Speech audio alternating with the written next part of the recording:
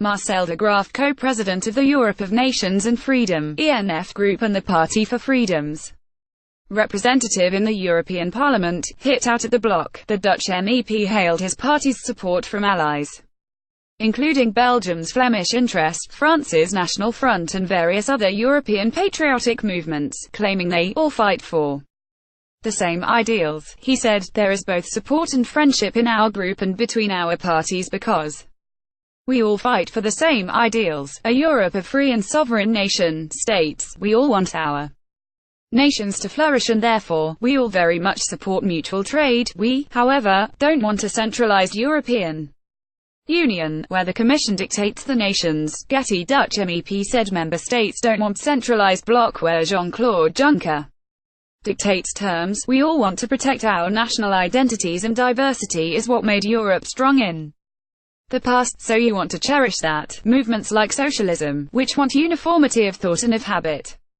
are the movements that lead the European nations to war. Last month, Mr. de Graaff accused EU leaders of killing democracy, with a selection process to replace Mr. Juncker as Commission President. The Dutch MEP said the proposed transnational lists for the next European Commission President only feature the globalist elite. Mr. de Graaff also said the EU's plans to cut funding to Eurosceptical groups will offend European taxpayers who do not want to fund EU propaganda. The Party for Freedom, which previously occupied seats in 2 municipalities, won seats in 30 local councils during last week's election. Mr. de Graaff said the municipal elections are important for the party to get a local footprint and that the first aim of participating in the 30 cities is to give its electorate a voice in the city councils. On a municipal level, decisions are taken that immediately impact citizens, like accepting a huge number of asylum seekers in your city. The local political establishment could decide on these issues without